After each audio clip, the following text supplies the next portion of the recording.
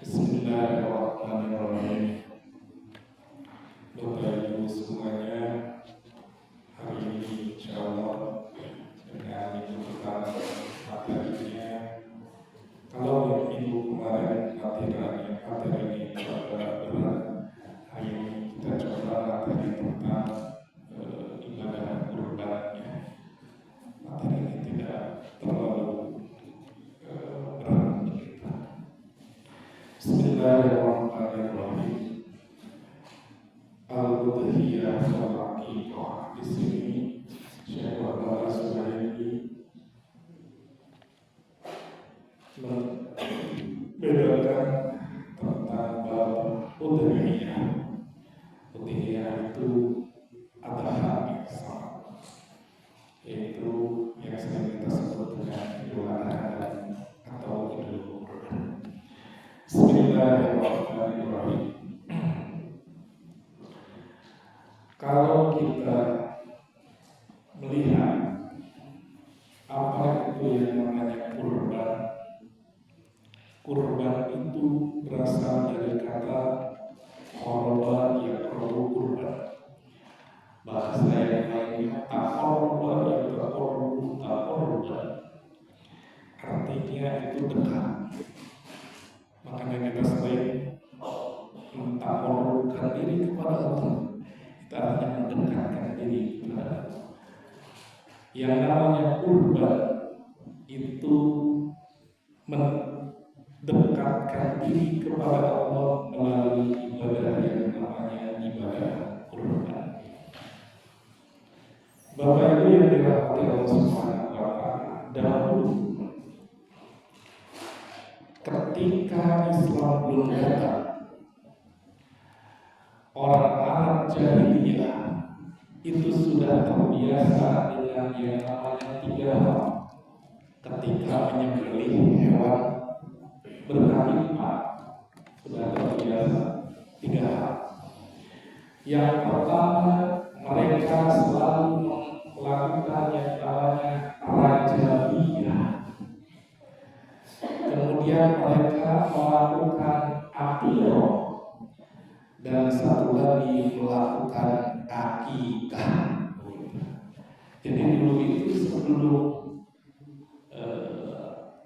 ada ibadah kurban, mereka orang-orang Arab jahiliyah sudah melakukan 3 hal itu, gitu ya, rajabiyah, atirah, dan akikah. Begitu. Apa itu rajabiyah? Rajabiyah itu mereka setiap masuk bulan Rajab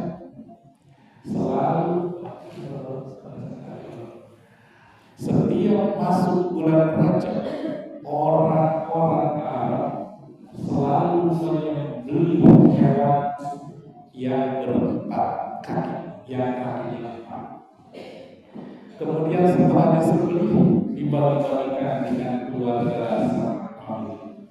Itu namanya rajabiyah. Kemudian selain itu, mereka selalu melakukan yang namanya atirah. Apa itu atirah? Atirah itu kebiasaan mereka punya kambing, punya domba. Ketika beternak itu pas dari induknya melahirkan 1 ekor kambing atau 1 ekor domba, maka yang pertama dilahirkan itu nanti wajib disembelih. Itu namanya atirah. Satu lagi kebiasaan mereka selalu melakukan yang namanya akikah, bahasa kita ya, akikah. Jadi zaman dulu itu sudah ada akikah. Jadi akikah itu secara bahasa itu rambut, itu akikah. Nah, itu akikah ya. Jadi dulu ketika mereka mempunyai anak, itu suka digundulin gitu ya, sama seperti sekarang. Kemudian mereka harus memotong seekor kambing atau seekor domba. Nah, ketika syariat ini sebelum Islam datang, sebelum kurban disunahkan atau disyariatkan oleh Nabi Muhammad SAW, orang-orang Arab itu melakukan hal. Ketika kurban disyariatkan, maka gugurlah yang lain yang disyariatkan adalah Idul Kurban atau kurban pada hari raya Idul Adha. Sehingga mazhabnya Imam Abu Hanifah atau Imam Hanafi tidak mensunnahkan yang namanya akikah. Jadi kalau di mazhab Hanafi tidak ada akikah.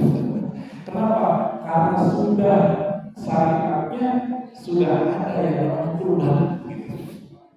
Jadi kalau umpamanya teman-teman kita, saudara-saudara kita ada akikah, kita bersetuju mungkin bermazhabnya Imam Hanafi, karena mereka tidak mensunnahkan yang namanya akikah. Tetapi jumhur ulama katanya tidak. Imam Malik, Imam Syafi'i dan Imam Hambali mensunnahkan akikah. Kemudian leluhurnya dua rajabiyah dan atirah ada diganti dengan yang namanya ibadah kurban.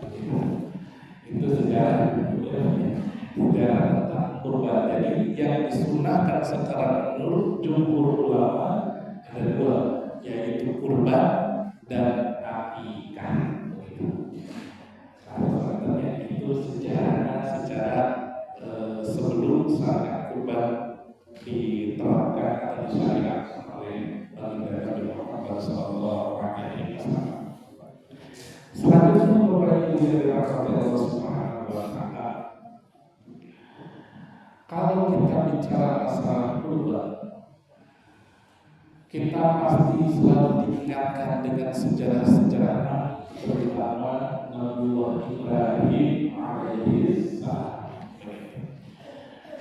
Karena syariat kurban sekarang itu tidak terlepas dari contoh yang dicontohkan oleh Nabiullah Ibrahim alaihissalam ketika menyembelih putranya Ismail alaihissalam. Tetapi sebetulnya Bapak Ibu sekalian, kurban ini adalah ibadah yang sangat kuat dan paling kuat. Kenapa? Karena kurban ini jauh sebelum Nabiullah Ibrahim juga dilaksanakan juga waktu zaman dahulu ketika zaman Nabiullah Adam alaihissalam. Kemudian Nabi Idris dan seterusnya ada momen-momennya. Tetapi yang menjadi syariat adalah syariat Nabiullah Ibrahim alaihissalam. Kita coba perhatikan sejarah kurban pertama kali, yaitu yang dilakukan ketika zaman Nabiullah Adam alaihissalam. Meskipun Bapak Ibu sudah mengetahuinya, tidak salah juga kalau kita menunjukkan begitu ya, supaya kita lebih mengerti, lebih paham dari mana kurban itu sebetulnya. Nah, Bapak Ibu yang dirahmati Allah Subhanahu wa Ta'ala, dahulu ketika Nabi Adam bersama Sayyidatuna Hawa itu mulai menempati bumi ini, mulai menempati bumi ini, kemudian Sayyidatuna Hawa mulai mengandung. Ketika mengandung itu ada yang mengatakan, sebagian sejarawan atau dari sebagian kita, nah Sayyidatuna Hawa itu 20 kali mengandung, 20 kali melahirkan. Ada juga yang mengatakan sampai 120 kali melahirkan. Ada yang mengatakan setiap melahirkannya itu kembar. Setiap melahirkannya kembar, satu laki-laki, satu perempuan. Emang seperti itu dari ketika melahirkan satu laki-laki, satu perempuan. Jadi 20 kali berarti 40 begitu Bapak. Ya. Nah, di dalam Quran ataupun di dalam hadis-hadis tidak diceritakan secara eksklusif nama-nama dari anak-anak Sayyidina Adam alaihissalam, tidak diceritakan secara eksklusif. Yang diceritakan hanya beberapa, minimal 5 yang diceritakan. Mana saja yang 5? Ketika Sayyidatuna Hawa melahirkan, yang dilahirkan itu diberi nama yang namanya Qabil, dan saudaranya diberi nama Ikrimah. Kemudian setelah beberapa tahun, Sayyidatuna Hawa kemudian melahirkan lagi kembar kedua, diberilah nama yang laki-laki namanya Habil, yang perempuan namanya Labuda. Nah, jadi ini ada dua saudara begitu ya. Kemudian syariat waktu itu Allah memerintahkan kepada Nabiullah Adam alaihissalam supaya menikahkan putranya silang, gitu. Karena tidak boleh sesama yang saudara langsung begitu ya. Kalau kita sekarang silang pun tidak boleh, karena syariatnya begitu. Sekarang udah banyak sih. Kalau zaman dulu kan cuma segitu-gitunya gitu ya di muka bumi. Jadi harus silang. Berarti kalau begitu Qabil harus menikah dengan Labuda, Habil harus menikah dengan Ikrimah, begitu, karena bersilang-silang. Nah, ketika mau dinikahkan seperti itu, kemudian Qabil protes. Nah, ini biasa. Suka yang protes. Kenapa protes? Karena Qabil itu melihat yang namanya Ikrimah itu lebih cantik daripada Labuda. Saudara kembarnya itu lebih cantik daripada saudaranya Habil. Qabil itu. Pertanyaannya, tahu cantik dari mana? Karena waktu zaman dahulu tidak banyak wanita. Cantiknya dari mana? Ya, kalaupun sekarang kalau ada bapak-bapak banyak kan, ibu-ibu satu orang saja, apa yang cantik? Kalau zaman dulu bajunya kemana? Yang paling cantik itu, gitu ya. Nah, karena zaman dulu itu hanya ada Sayyidina Adam, Sayyidatina Hawa, kemudian Iklimah, lalu dan yang dibandingkannya kepada orang tuanya. Pokoknya yang dekat dengan Sayyidina Adam itu tampak. Yang mukanya hampir mirip dengan Sayyidatina Hawa itu cantik. Zaman dulu begitu, gitu ya. Kalau Adam tidak tahu, gitu ya. Cuma waktu itu Qabil melihatnya ini enggak adil. Kenapa? Ini saudara saya ini cantik, saya lebih berhak untuk dia. Pingin nikah sama saudaranya, jadi itulah Qabil. Nah, karena protes seperti itu, pernikahan gak jadi. Pernikahan gak jadi, protes, gitu ya, protes. Jadi dari zaman dulu ke protes itu sudah biasa, sudah biasa. Perintah Allah dilaksanakan, sekarang banyak yang protes, biasa, zaman dulu udah ada. Ya. Nah, untuk mensiasati ini, kemudian Nabi Adam alaihi salam berdoa kepada Allah, sehingga Allah mengutus Nabi Adam, memerintahkan untuk apa? Untuk melakukan yang namanya kurban. Nah ini sih, ya. Akhirnya Bapak Ibu semuanya, ini Qabil dan Habil ini disuruh oleh Nabi Adam untuk melakukan yang namanya kurban. Kebetulan Qabil itu pekerjaannya itu menanam. Kalau bahasa sekarang itu petani atau kebun, begitu ya, petani atau kebun. Kalau Habil itu peternak. Nah, kemudian mereka berdua ini disuruh oleh Nabi Adam, silakan mau berkurban. Cara berkurbannya itu kan berbeda. Dulu itu simpan yang mau kau kurbankan di mana, di gunung itu disimpan. Akhirnya Qabil yang notabene menanam tanaman itu, akhirnya dia melihat apa yang harus dikurbankan. Dia ambil barang-barang yang dia tanam itu, kemudian panennya yang kurang bagus, hasil yang kurang bagus dikumpulkan, kemudian disimpan di gunung yang mau dikurbankan. Si Qabil itu mengkurbankan hasil panennya yang kurang bagus, ya. Sedangkan Habil yang menjadi peternak, dia menyiapkan satu ekor domba bahasa sekarang yang besar, yang dagingnya banyak, ya. Kemudian disimpan di zaman dahulu. Bapak Ibu semuanya, kalau kurbannya diterima, itu nanti akan terlihat dari jauh api yang melalap yang dikurbankan itu. Kemudian dari jauh terlihat ada api yang mengambil, cuma tidak kelihatan karena jauh ada di gunung. Pas besoknya dilihat ke sana, ternyata yang tidak ada adalah yang hamil, yaitu yang kurban. Sehingga yang diterima oleh Allah itu adalah kurbannya Habil. Yang Qabil tidak diterima.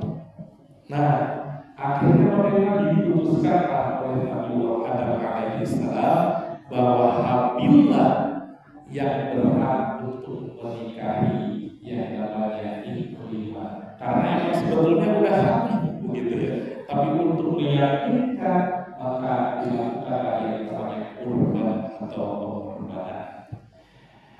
Nah, cerita ini belum selesai. Ternyata Qabil merasa dirinya masih tetap yang paling berhak.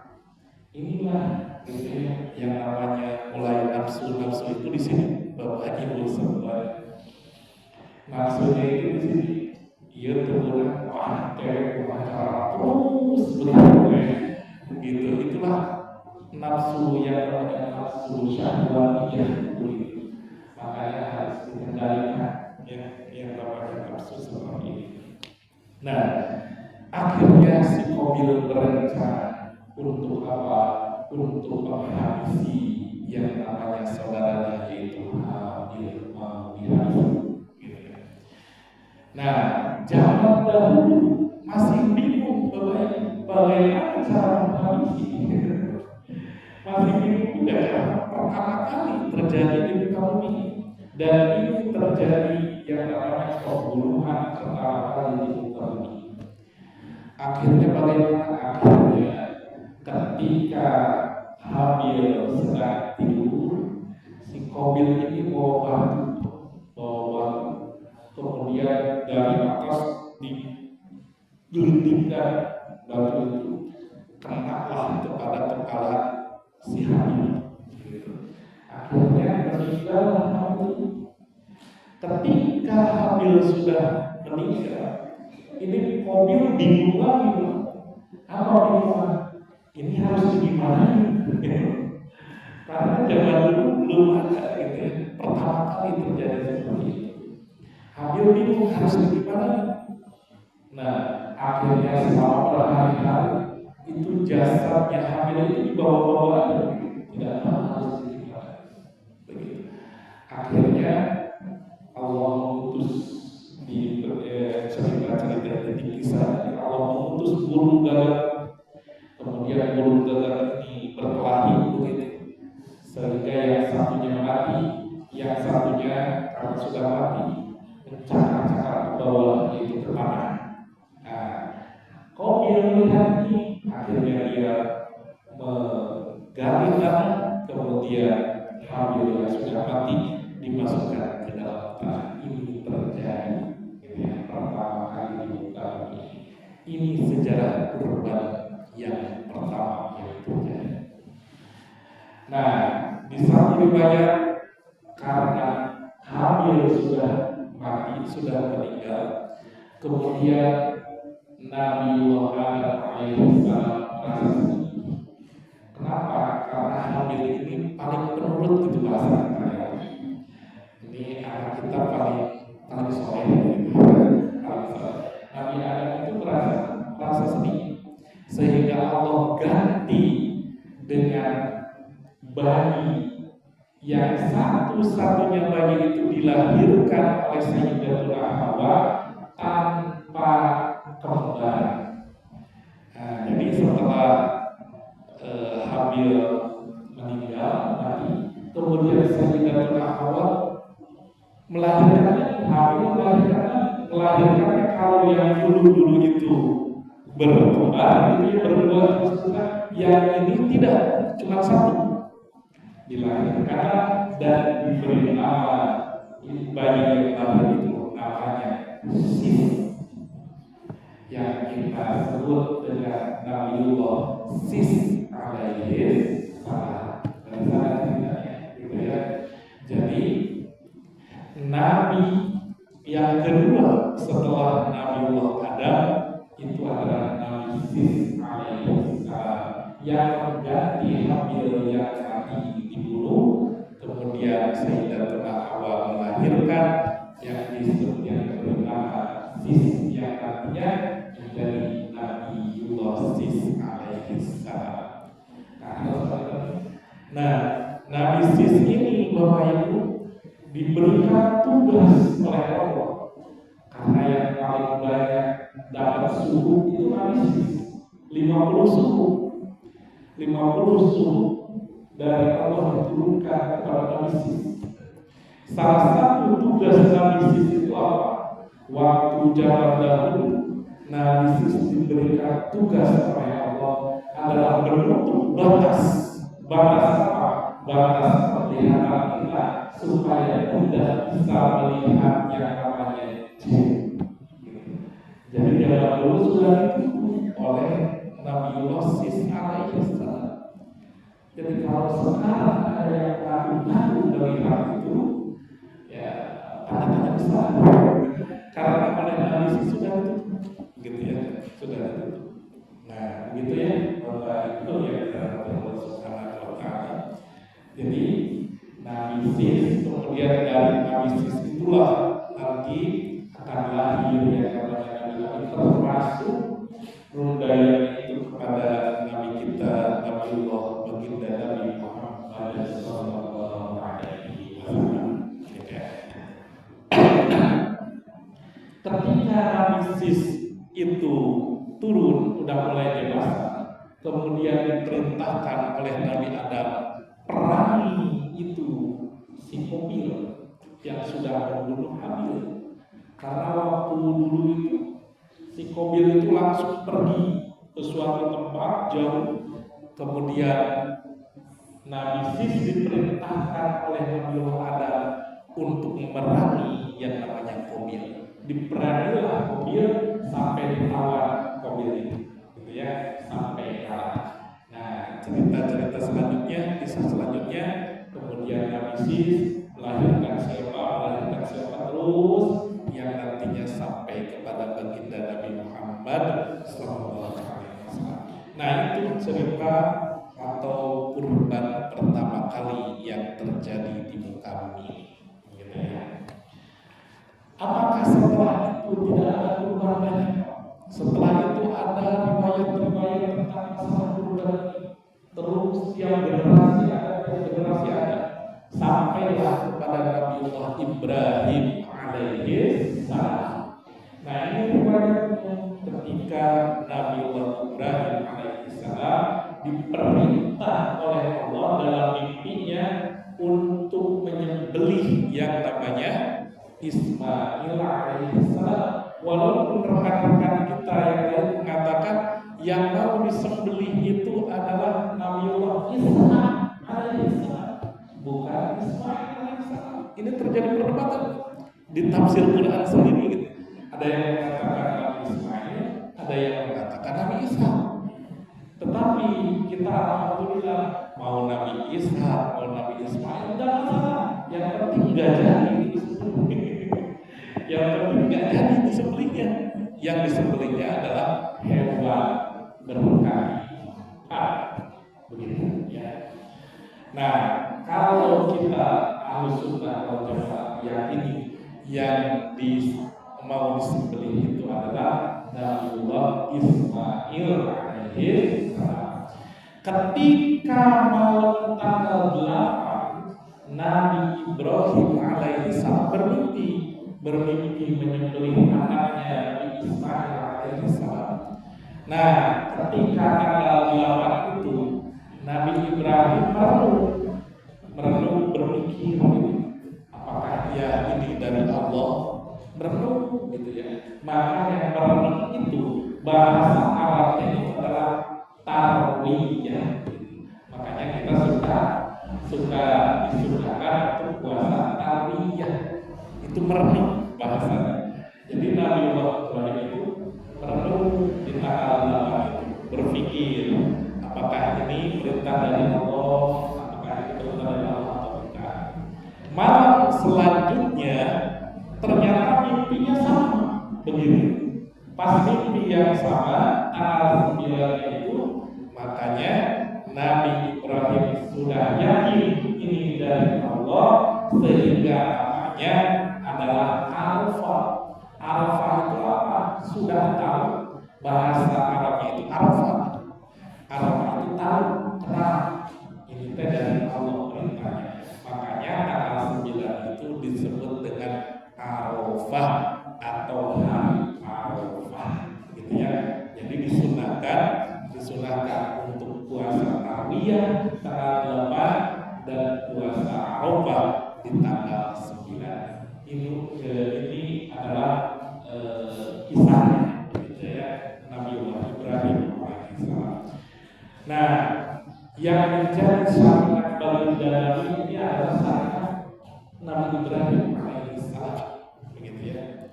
Kemudian apakah setelah itu ada kisah tentang kurban anak? Banyak, gitu ya. Nah, di sini si iblis masuk, Bapak Ibu semua. Iblis ini tahu ibadah kurban ini sangat disukai oleh Allah Subhanahu wa Ta'ala. Sehingga namanya juga kurban korib. Koroba artinya makin dekat dengan Allah begitu. Jadi dengan berkurban makin dekat dengan Allah. Si iblis masuk melihat seperti ini. Kumaha caranya supaya kurban ini diselewengkan. Makanya jangan heran Bapak Ibu semuanya, ada zaman dulu kalau di film-film zaman dahulu atau mendengar kisah-kisah zaman dahulu, ada persembahan pengorbanan begitu ya. Biasanya zaman dulu itu yang dikorbankan itu adalah gadis-gadis yang cantik biasanya. Coba kalau di film-film itu ya, ini dikurbankan, dipilihlah gadis yang cantik dan anehnya selalu yang cantik. Gadis yang cantik dikurbankan, disimpan di hutan begitu, kemudian dikurbankan. Nah ini adalah kurbannya iblis lah. Makanya zaman-zaman dulu itu ada juga yang seperti itu. Bahkan cerita kalau di Sungai Nil, kita sudah cerita di kitab sebelumnya, di Sungai Nil itu selalu dikurbankan seorang wanita gadis. Supaya apa? Supaya Sungai Nil itu mengalir terus. Padahal itu adalah di budaya setan dan iblis. Sehingga terus zaman seperti itu berlanjut. Pada zaman Khalifah Umar bin Khattab membuat surat, gitu ya. Di suratnya itu, wahai Sungai Nil, kalau engkau mengalir karena Allah, mengalir. Tapi kalau engkau mengalir gara-gara pengorbanan seorang wanita, nggak usah ngalir. Akhirnya suratnya itu oleh Sayyidina Umar dilempar ke Sungai Nil. Akhirnya besoknya Sungai Nil bisa berair seperti sampai sekarang, begitu ya. Itu di Mesir. Itu salah satu karomahnya dari Sayyidina Umar bin Khattab. Nah itu, gitu ya. Itu sejarah kurbannya, begitu ya, Bapak Ibu yang dirahmati Allah Subhanahu wa Ta'ala. Kemudian masuk sekarang yang namanya apa itu adha. Adha itu berasal dari kata udhiyah. Udhiyah itu kaki 4, hewan berkaki 4. Makanya disebut dengan adha, gitu ya. Nah, sama dengan akikah. Kalau akikah itu artinya adalah rambut. Cuma karena di kita itu sudah biasa mau akikahan, berarti itu memotong hewan kambing, gitu ya. Itu akikah, itu bahasa kita. Padahal bahasa aslinya itu adalah akikah itu adalah rambut, gitu ya. Sama dengan adha, Idul Adha, Idul Kurban pada adha itu artinya adalah hewan berkaki 4, gitu ya.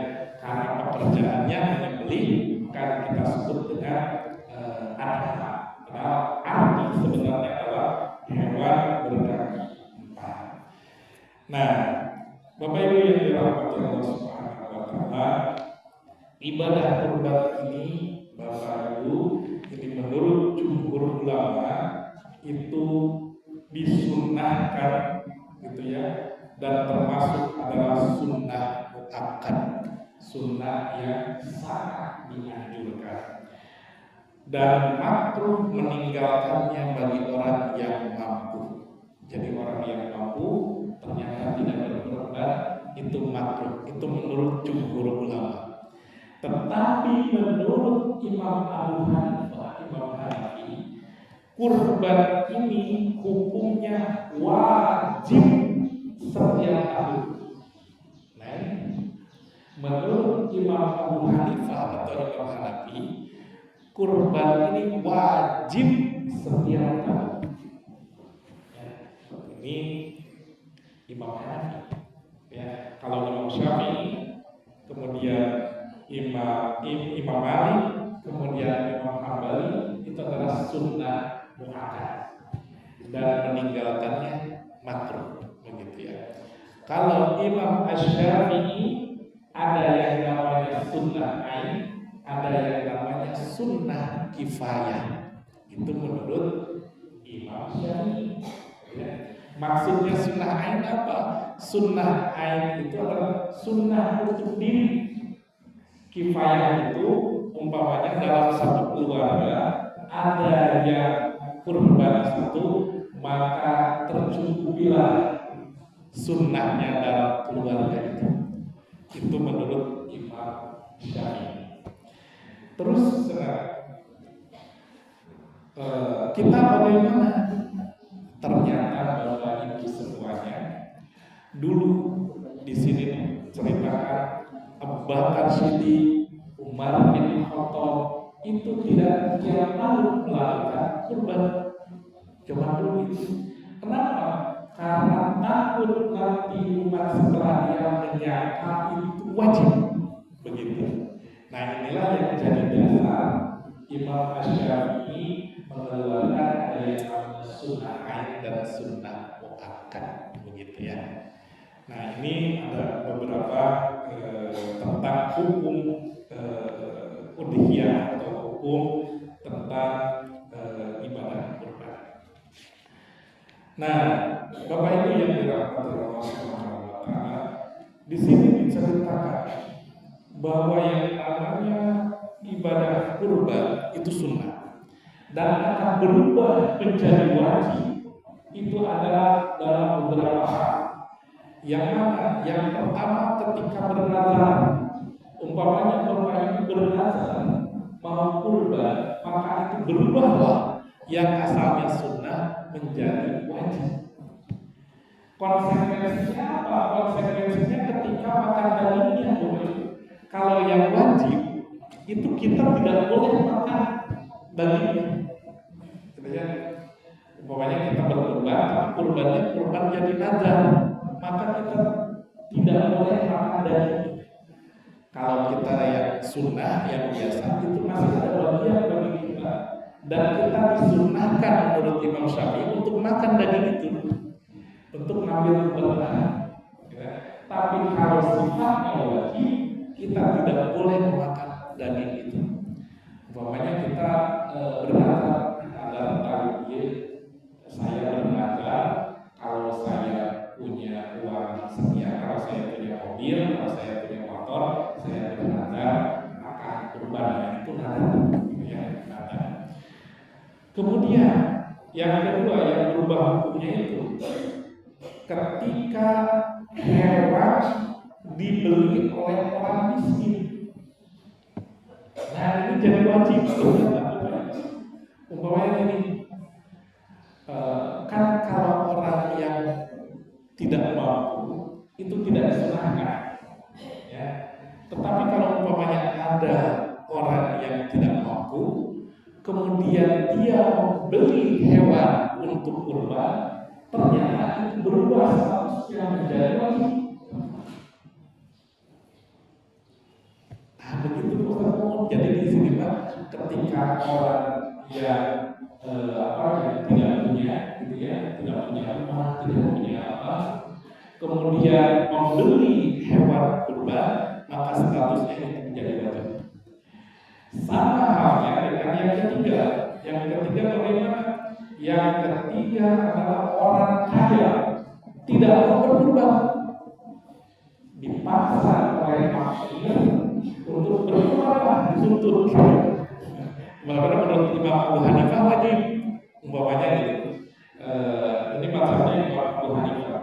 Kemudian dia kaya, banyak punya, kemudian diambil untuk yang namanya kurban, maka kurbannya itu berubah statusnya menjadi wajib, sehingga yang kaya tidak boleh memakan dagingnya itu. Begitu kebalikannya.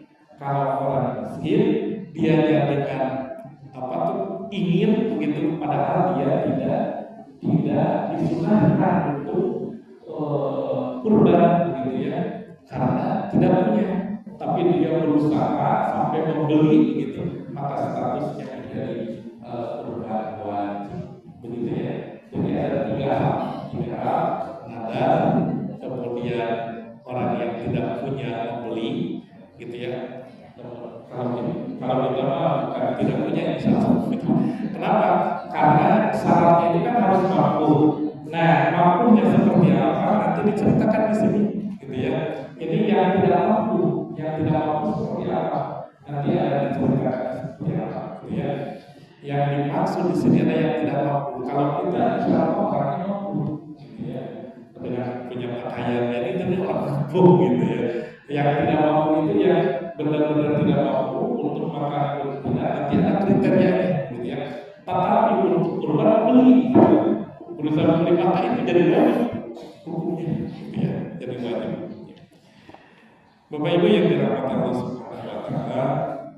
Nah, kemudian ini ada cerita, ada pertanyaan sama halnya dengan kemarin ada yang bertanya, Ustaz, itu gimana? Kan dalam hadisnya itu Nabi Sallallahu Alaihi Wasallam berkorban untukku, untuk keluargaku dan untuk umatku, gitu ya. Apakah bisa satu untuk semuanya, untuk satu keluarga, gitu ya? Kan itu ya bagi Bapak Ibu yang dirahmati Allah Subhanahu wa taala. Ada dua hal. Yang pertama itu kekhususan untuk Nabi satu.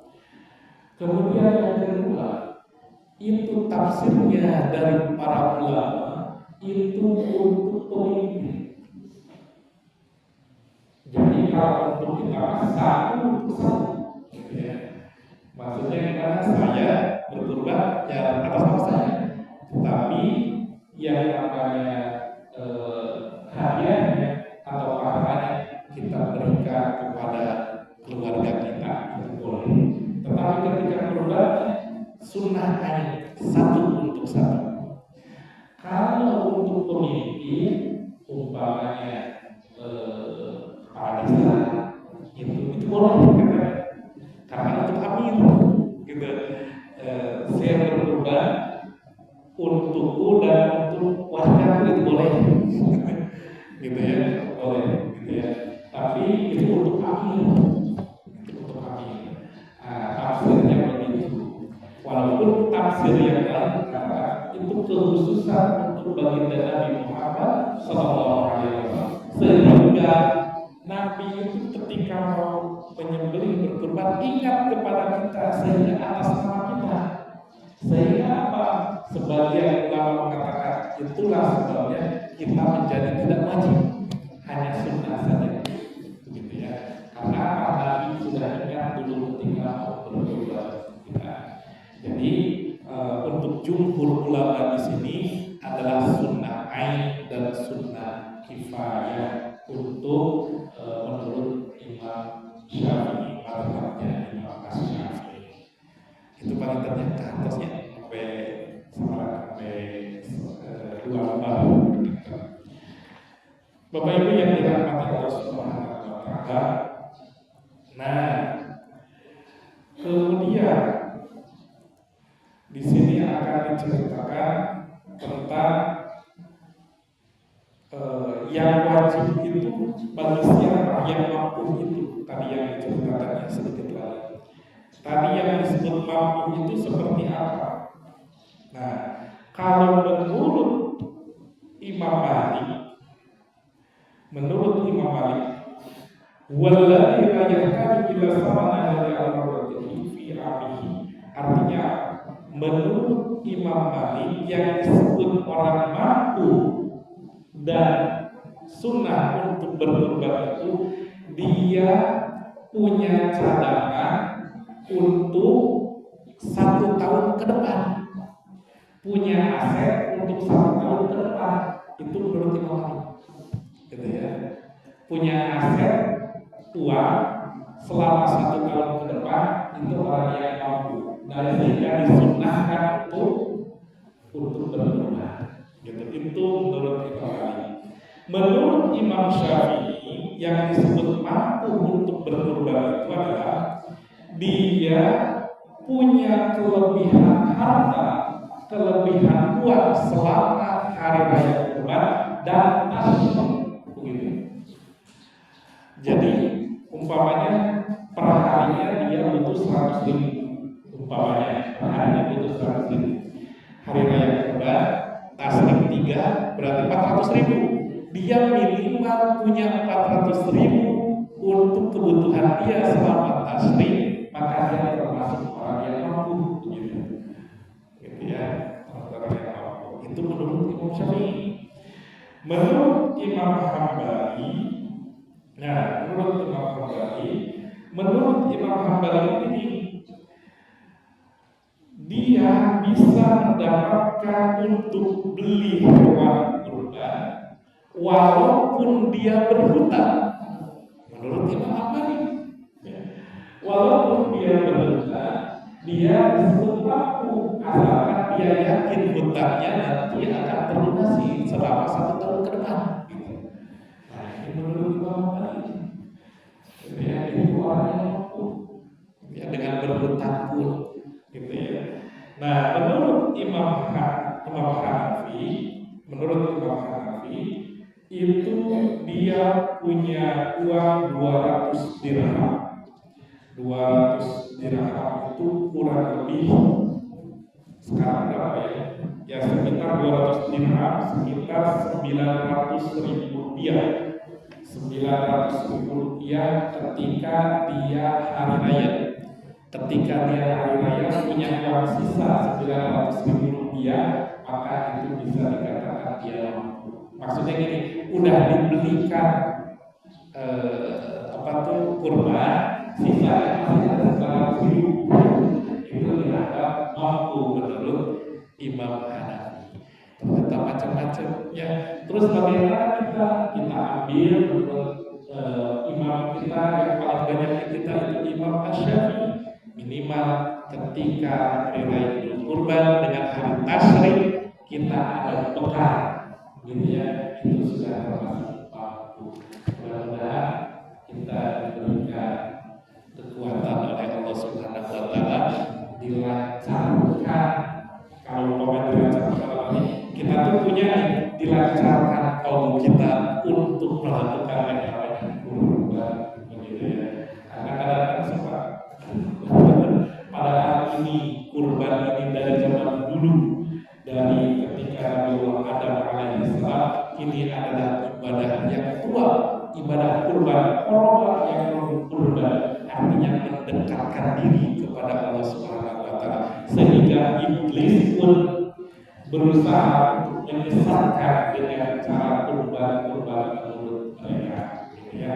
Sekali lagi mudah-mudahan kita diberikan kesempatan, diberikan kelancaran, dimudahkan hati kita untuk bisa melaksanakan ibadah kurban. Amin ya rabbal alamin. Cekapnya Bang Inter, dia masih ayat untuk payun tentang masalah lintas ekspos kemarin katanya. Nah, kali ini Ibu Payun kita buka tentang masalah kurban. Sekarang kita terus tahu kenal tentang kasus budidaya cara saya sama bersama maka saya ditutup seperti biasa Quran zikir hasbi. Bismillahirrahmanirrahim. Hasbi Rabbi